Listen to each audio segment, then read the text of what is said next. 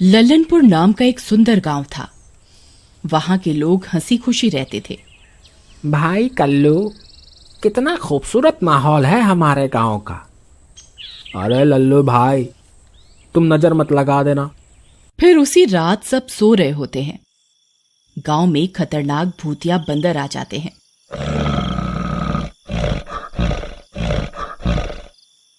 वे पूरे गांव में तबाही मचा देते हैं। अजी सुनती हो, देखो ये क्या बवाल है। ये इतने खतरनाक भूतिया बंदर है। अजी हाँ, मुझे तो बहुत डर लग रहा है। हमारे घर की सभी खिड़कियां दरवाजे बंद तो है ना, कहीं ये भूतिया बंदर हमारे घर में घुस जाए। फिर वे दोनों अपनी खिड़की दरवाजे बंद कर देते हैं।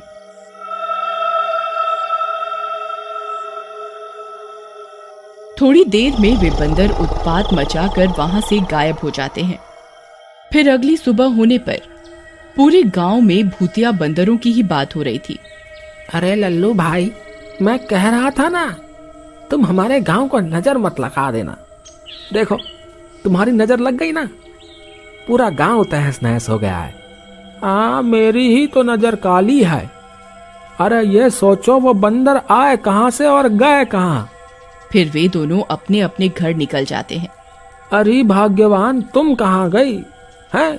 सुबह से दिख नहीं रही। सीमा, ओ सीमा, सीमा। फिर लल्लू अपनी पत्नी को ढूंढता है। वह अपने कमरे में कोने में लेटी होती है। अरे तुम यहाँ कोने में क्यों पड़ी हो? अरे तुम्हें तो बहुत तेज बुखार है, बोल क्यों नहीं रही हो? फिर लल्लू उसे पलंग पर लिटा देता है और बुखार की दवा देता है। थोड़ी देर में वह सो जाती है। फिर उसी रात इस बार गांव में भूतिया जंगली जानवर आ जाते हैं। भूतिया शेर, भूतिया लोमड़ी, उन सबके मुंह से खून टपक रहा होता है।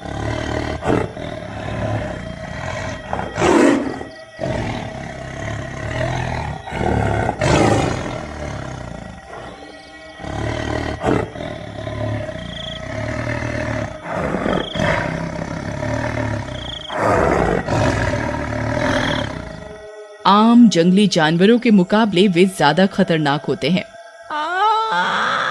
जी उठो, कल तो बंदर थे, आज तो ये जंगली जानवर आ गए। गांव के सभी लोग उन जानवरों को अपनी खिड़की से देख रहे होते हैं। रानी, ओ रानी, मुझे बाहर जाकर देखना होगा, आखिर मामला क्या है। लाओ मेरी बंदूक लाओ, मैं इन जानवरों को भगा कर आता हूँ, नहीं तो ये अभी तबाही मचा देंगे। नहीं नहीं नहीं, आप मत जाइए। ये सारे जंगली जानवर हैं और वो भी भूतिया। ज्यादा हीरो बनने की जरूरत नहीं है। अरे चुप कर, तुझे पता नहीं है हमारे दादा परदादा कितने बड़े शिकारी थे। मैं अभी इन्हें मजा चखा के आता हूँ। फिर कल्लू अपनी बंदूक लेकर बाहर निकल जाता है। तभी अचानक उसके सामने एक भूतिया जंगली बब्बर शेर आ जाता है।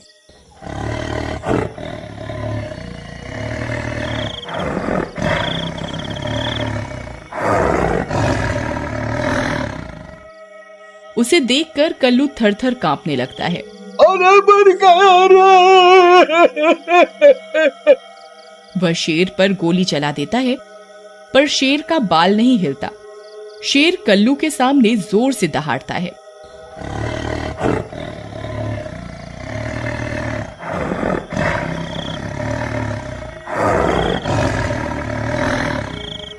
अरे बाप रे, इससे तो कुछ नहीं हुआ मेरी गोली से। अरे भागो रे भागो, अपनी जान बचाकर भागो। फिर जैसे ही वह भागता है, वह भूतिया शेर उसे पकड़ लेता है और जिंदा खा जाता है। कालू की पत्नी का रो रो कर बुरा हाल हो जाता है।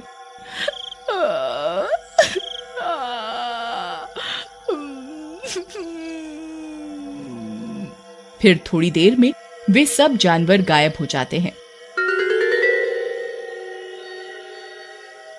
फिर अगली सुबह होने पर पूरे गांव में कल्लू की मृत्यु की चर्चा थी।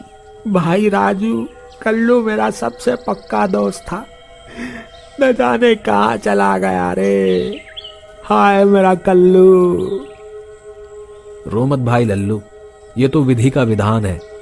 बस हम सबको ये ध्यान रखना है कि अब से गांव में कोई भी भूतिया गतिविधि हो तो कोई भी बाहर ना निकले। हाँ भाई सही कहते हो, पर ये सब हो कैसे रहा है? आखिर रात कोई भूतिया गतिविधियां क्यों हो रही है? पता नहीं भाई, चलो मैं चलता हूँ। फिर वे दोनों अपने अपने घर की ओर चल देते हैं। घर पहुंचने पर अरे भाग्यवान, कहाँ गई? तुम्हारा बुखार ठीक हुआ कि नहीं? लल्लू की पत्नी कुछ नहीं बोलती। वह देखता है कि वह आज भी फर्श पर पड़ी है और उसे तेज बुखार चढ़ रहा है। अरे तुम फर्श पर क्यों पहुंच जाती हो और कुछ बोल भी नहीं रही हो 2 दिन से? अरे आखिर बात क्या है, मुझे बताओ। हे ईश्वर, गांव में अलग मुसीबत और ये अलग मुसीबत। उसकी पत्नी कुछ नहीं बोलती। लल्लू उसे दवाई देकर सोने चला जाता है। फिर उसी रात, अजी मुझे तो नींद ही नहीं आ रही, ना जाने आज क्या मुसीबत आ जाए, आप बाहर मत निकल जाना। अरे मैं पागल हूँ क्या? सोचा चुपचाप। फिर थोड़ी देर में गांव में 2 खतरनाक चुड़ैलें आ जाती हैं। पूरे गांव में डरावनी आवाजें आने लगती हैं। सभी लोग अपनी खिड़की से देखकर थर-थर कांपने लगते हैं। वह चुड़ैल राजू के घर में घुस जाती है। मैं किसी को जिंदा नहीं छोड़ूंगी।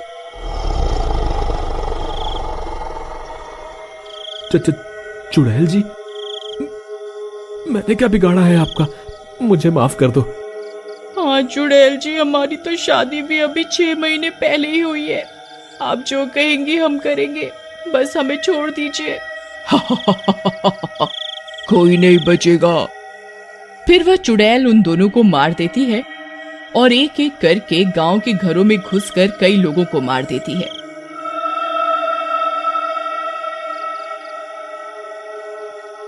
लल्लू यह सब अपनी खिड़की से देख रहा होता है। पूरे गांव में तबाही मची है और इसे देखो कैसे घोड़े बेचकर सो रही है। फिर वह चुड़ैलें लल्लू के घर में आ जाती हैं। उन्हें देखते ही लल्लू कांपने लगता है और अपनी पत्नी को जगाता है। उठ रही, अरे उठ, तुझे खा जाएंगी ये डायने। भाग, चल जल्दी भागते हैं। जैसे ही लल्लू की पत्नी की आंख खुलती है, वे दोनों चुड़ैल गायब हो जाती हैं।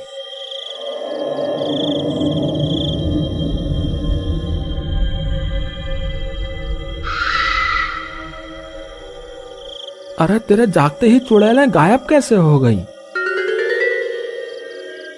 वो कुछ नहीं बोलती और कोने में बैठ जाती है।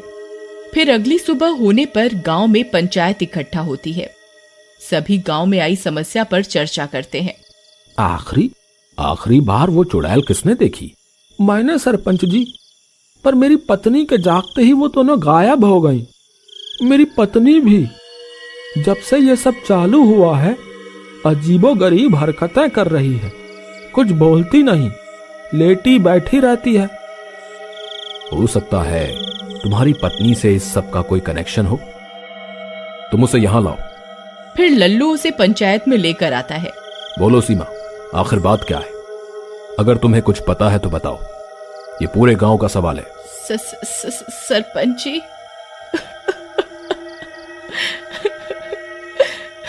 फिर वह रोने लगती है। घबराओ नहीं बेटी, बताओ। मैं कुछ दिन पहले अपने खेत में खुदाई कर रही थी, तभी मुझे वहां एक चिराग दिखा। जैसे ही मैंने उसे साफ किया, उसमें से एक जिन निकल गया। बोलो मेरे आका, क्या हुक्म है आपका? मैं आपकी एक ख्वाहिश पूरी कर दूंगा, फिर मुझे यहीं गाड़ देना। बस एक। मेरे तो बहुत से सपने हैं, लंबी गाड़ी, बड़ा घर, बहुत पैसा। मैं ऐसा करती हूँ, वरदान मांगती हूँ, मेरे सारे सपने सच हो जाएं। मैं कितनी चतुर हूँ। मेरी ख्वाहिश है कि मेरे सारे सपने सच हो जाएं जिन्न जी। तथास्तु। बस यही गलती हो गई मुझसे सरपंच जी। उस जिन के वरदान से मैं जो भी सपने सोते हुए देख रही हूँ वो सच हो रहे हैं। 3 दिन से गांव में जो भी हो रहा है वह सब मेरे सपने में आता है, पर मैं उसे अपनी खुली आंखों के सपने पूरे करने का वरदान मांगा था। सब उल्टा हो गया सरपंच जी। कोई बात नहीं, तुम्हें अपनी गलती का एहसास हो गया, यही बहुत है। चलो हम उस चिराग को वापस निकालकर इस संकट से मुक्ति पाएं। फिर वे लोग उस चिराग को वापस निकालते हैं। क्या हुक्म है मेरे आका? मेरी ख्वाहिश है तुम सीमा को दिया हुआ वरदान वापस ले लो। जो हुक्म मेरे आका। इस तरह वे सब उस मुसीबत से बचते हैं